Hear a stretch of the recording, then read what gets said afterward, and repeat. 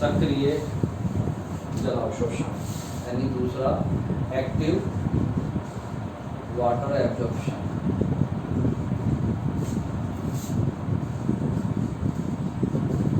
इसमें एनर्जी का उपयोग होता है और ऑस्मोटिक प्रेशर का तो है ही है, परंतु इसमें दो तरह का होता है। एक तो ऑस्मोटिक एक्टिव एब्जॉर्प्शन और दूसरा होता है नॉन ऑस्मोटिक एक्टिव एब्जॉर्प्शन। मतलब परासरणी सक्रिय वाटर या यूँ कह सकते हैं जल अवशोषण, और दूसरा है अपरासरणी सक्रिय जल अवशोषण। तो इसमें जो ऑस्मोटिक वाला अपन पहले स्टडी करेंगे, उससे पहले कुछ मैं आपको एक एक्सपेरिमेंट से समझाने की कोशिश करता हूँ। एक वाटर जो एक्सपेरिमेंट है उसको करने के लिए एक पॉट ले लिया, उसमें एक प्लांट लगा हुआ है। उस प्लांट को हमने स्टेम को यहाँ से एरियल पार्ट से काट दिया और इसके अंदर सॉइल और रूट वगैरह है ही, और यहाँ पे हमने रबड़ कोर्क लगा दिया, रबड़ का एक बेड लगा दिया, उसमें अपने पाइप लगा दी और पाइप लगा करके इसको अपने मैनोमीटर से जोड़ दिया। मैनोमीटर का मतलब यहाँ पे स्केल लगा दिया, उस पर मेजरमेंट के डिटेल लगा रहे हैं, और यहाँ पे ये ट्यूब है, इसमें यहाँ से यहाँ तक अपन ने मरकरी भर दिया।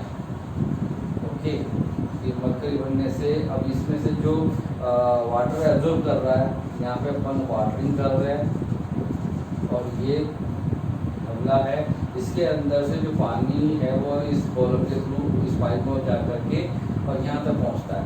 तो यहाँ पर ये रबड़ बैंड है, इसमें होकर के पानी जा रहा है और ये पानी पाइप में होते हुए ऊपर पहुँचेगा और यहाँ करके मरकरी को धक्का देगा, और मरकरी को धक्का दे करके ये मरकरी यहाँ तक ऊपर चढ़ेगा। दैट मीन्स पानी ऊपर चढ़ रहा है।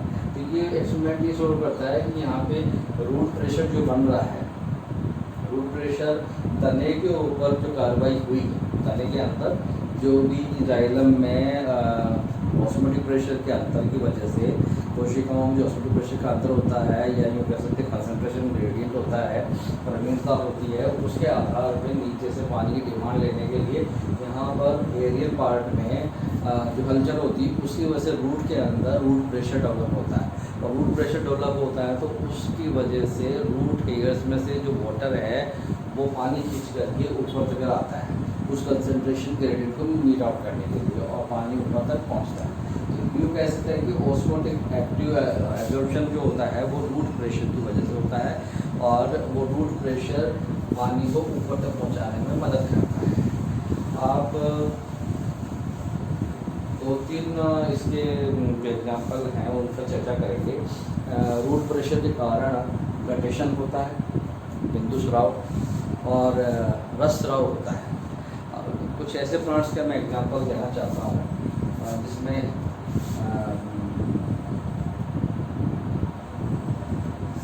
सेल सीक्रेशन, और दूसरा होता है गटेशन।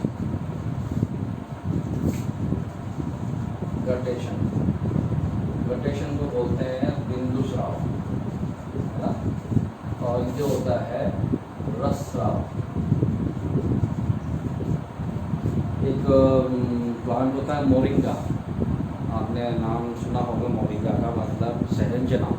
सहजना एक प्लांट होता है जिसको लीव्स को और फ्लावर्स को, उनकी फलियों को पशु भी खाते हैं, और हम लोग इंसान भी उसकी फलियों को, फ्लावर्स को सब्जी बनाने में काम लेते हैं, क्योंकि वो घोड़े वगैरह में बुजुर्गों के जो पैर होते हैं उनमें पैर घुटनों में दर्द होता है, उसके लिए बहुत अच्छा दवा के रूप में इस्तेमाल होता है।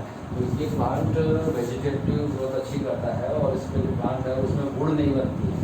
दैट मीन्स जाइलम्स की सेल्स या वेसल्स और ट्रैक्ट्स बहुत कम होती हैं, और सैप ज़्यादा बनता है, गुड़ सैप ज़्यादा बनता है, यानी कि जाइलम पैरेन्काइमा वाली सेल्स का टिश्यूज़ का पूरा बायोमास बना होता है, और 90% तक पानी होता है इस प्लांट के अंदर। तो इस प्लांट की कोई ब्रांच को यदि हम काट देते हैं तो इस कटी हुई ब्रांच से यहाँ से काट दिया आपने, इस कटी ब्रांच से फिर पानी निकलने लगता है। तो ये जो कोशिकाओं का जो सेल है, रस स्राव है, वो बाहर निकल करके पानी के रूप में गिरने लग जाता है। तो इसको कहते हैं रस स्राव। रस स्राव बहुत सारे प्लांट्स हैं जिसमें आपको देखा जा सकता है। इसमें एक शुगर मैपल ट्री होता है, जो मैपल ट्री होता है जिसमें फिल्मों में दिखाते हैं ना, पत्ती को झुलते हुए दिखाते हैं, तो वो शुगर मैपल ट्री के नाम से जाना जाता है, और कनाडा और अमेरिका में मिलते हैं। इन प्लांट्स को भी यदि तने को काट करके छोड़ दिया जाता है तो उसमें से पानी निकल के गिरने लग जाता है। तो ये सब रूट प्रेशर की वजह से होकर के बाहर से कोशिकाओं में सेल से बाहर निकल जाता है। कटिशन क्या होता है? बिंदु स्राव। बिंदु स्राव अधिकतर लेमिनी कुल के जितने भी पौधे हैं, ग्रासेस हैं, या यूँ कह दीजिए क्रॉप्स हैं, जिसमें वीट, बाजरा, मक्का, इन सब की क्रॉप्स में मोनोकोटिलिडन है ये, और ग्रासेस हैं। इन ग्रासेस के अंदर आपको कटेशन की प्रक्रिया प्राप्त होती है, मिलती है। तो कटेशन में होता क्या है कि जो लीफ के मार्जिन्स होते हैं, इन मार्जिन से पानी की बूंदें निकलती हैं। यहाँ पर जो इसका स्ट्रक्चर होता है उसको हाइडेसोड बोलते हैं। हाइडेसोड, यदि इसकी जो स्ट्रक्चर पढ़े अपन, तो स्ट्रक्चर के अंदर आपको दिखेगा कि यहाँ हाइडेसोड होता है, ये मोनोकोटिलिडन लीफ है। इस लीफ में से रूट प्रेशर की वजह से रात भर जो प्रेशर बना, उससे पानी ड्रॉपलेट्स के रूप में मार्जिन से बाहर निकलता है, हाइडेसोड कैविटी के बाहर। तो इस बिंदु पर स्टोमा की तरह ही छिद्र होता है हाइडेसोड वाला, उस छिद्र से वाटर ड्रॉप्स निकलती। वाटर ड्रॉप्स खाली वाटर ही नहीं होता, प्योर वाटर, इसके अंदर मिनरल न्यूट्रिएंट्स होते हैं, यानी कि मिक्स वाटर होता है, जिसके अंदर नॉन ऑर्गेनिक और नॉन ऑर्गेनिक पार्टिकल्स इसके अंदर पाए जाते हैं। तो ये वाटर बॉडी करता है। इसी तरह टमाटर का प्लांट होता है, उसमें भी हर्बिसियस प्लांट है, तो अधिकतर हर्बिसियस प्लांट में सब में गटेशन की प्रक्रिया दिखती है। तो ये रूट प्रेशर को दर्शाती है कि वहाँ उस प्लांट में ट्रांसप्रेशन भी नहीं हो रहा रात भर, तब भी गटेशन या सेल सेल हो रहा है, यानी कि पानी नीचे से धरती से खींचा जा रहा है रूट प्रेशर के कारण। और ये ऑस्मोटिक एब्जॉर्प्शन के साथ साथ नॉन एक्टिव एब्जॉर्प्शन में भी इस तरह की घटनाएँ घटती रहती हैं, वहाँ पर बंद नहीं होता। बल्कि ऑस्मोटिक एक्टिव प्रेशर या एक्टिव एब्जॉर्प्शन का मतलब होता है कि जो कॉलम वाला सिस्टम बनता है उसमें ऑस्मोटिक प्रेशर नापा जाता है। आप सरप्राइज करेंगे कि जो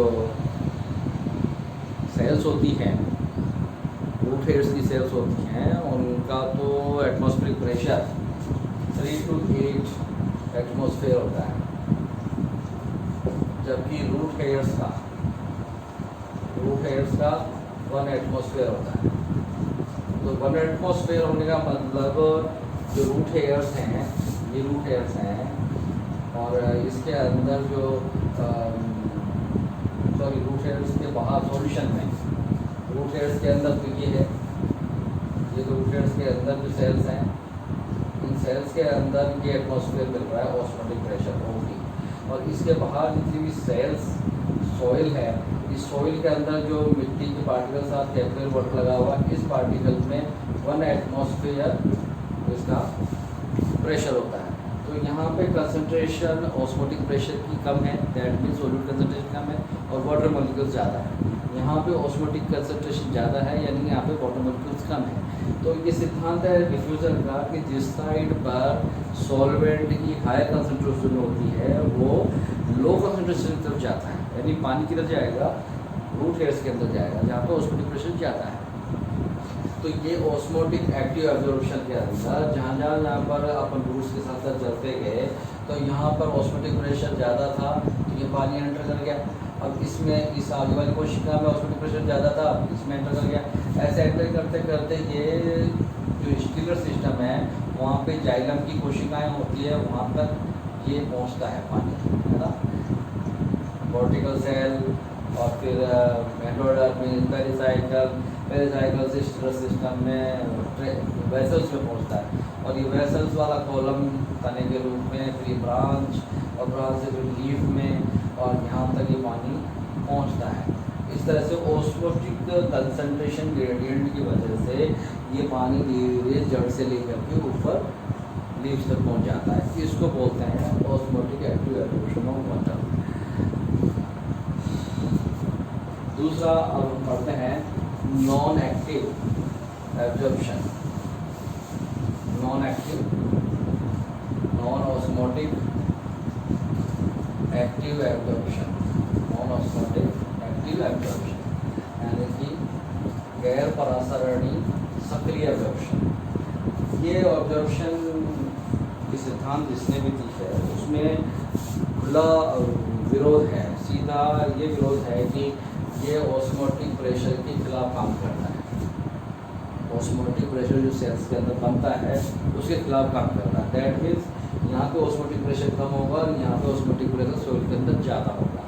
तो ऐसी स्थिति में भी पानी अंदर पहुँच रहा है और वो पानी पहुँच करके और आपकी पानी कोशिकाओं की पानी की पूर्ति कर रहा है, परंतु ये करीब 4% के आसपास है। और इसमें होता क्या है एक्चुअल में, जो कोशिकाएँ ये हैं इन सब में रेस्पिरेशन की क्रियाएँ होती रहती हैं। तो रेस्पिरेशन की क्रिया के दौरान जो एनर्जी बिल्टअप होती है, एटीपी बनती है, वो एटीपी कोशिकाओं को ऊर्जा प्रदान करती है और उस पानी को खींचने की क्षमता उसमें बनती है कि वो उन कोशिकाओं में से पानी लेकर के ऊपर कॉलम के थ्रू ऊपर तक पहुँचाए। तो ये एक थ्योरी जो दी गई है इसमें जस्ट रिवर्स है। जब ऑस्मोटिक प्रेशर होना चाहिए सेल सिस्टम के अंदर ज़्यादा और ऑस्मोटिक प्रेशर कम होना चाहिए सॉइल में, परंतु यहाँ उल्टा है कि सॉइल में ज़्यादा और सेल्स में ज़्यादा कम हो जाता है और वहाँ से फिर भी पानी अंदर आ रहा है। That means physiologically dry condition हो गई, पौधे को पानी में खींचने की क्षमताएँ नहीं हैं, फिजियोलॉजिकल ड्राई है यानी सैलाइन वाटर की तरह। समुद्र का पानी होता है सैलाइन और उसमें सादा प्लांट जाके लगा दोगे आप तो वो पानी धरती से खींच नहीं पाएगा और वो फिजियोलॉजिकल ड्राई कंडीशन में आ जाएगा। That means concentration of the water is very high, osmotic pressure बहुत ज़्यादा है। तो वो जो मैंग्रोव वेजिटेशन होती है, आपने सुना है मैंग्रोव वेजिटेशन में जो समुद्र किनारे जितने प्लांट्स ग्रो कर रहे हैं वो मैंग्रोव वेजिटेशन के हैं और उनमें सॉल्ट कंसंट्रेशन में रहने की आदत होती है, यानी कि उनके ऑस्मोटिक प्रेशर सेल्स का और भी ज़्यादा रहता है। सेल्स का ऑस्मोटिक प्रेशर और भी ज़्यादा रहता है बाहर जो वातावरण में पानी का रहता है। तो पानी जब 35% तक सॉल्टी होता है समुद्र किनारे, उस पानी को भी वो खींच रहा है तो वो उसके लिए अडेप्टेबल है।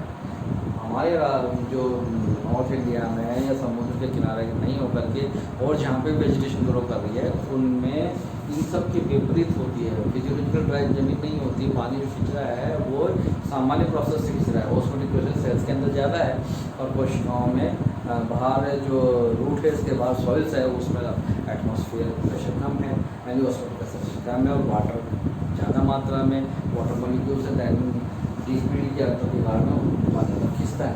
तो ये एक नॉन ऑस्मोटिक एक्टिव एब्जॉर्प्शन कहलाता है। और इस तरह से आप समझ में पा रहे होंगे कि पानी का और एब्जॉर्प्शन ऑस्मोटिक कंसंट्रेशन या डीपीडी की ग्रेडियंट डिफरेंसेस के आधार पे ये होता है और उसके आधार पर ही आपको स्टडी में आपको समझ में आया कि किस किस तरह से क्या क्या होता है।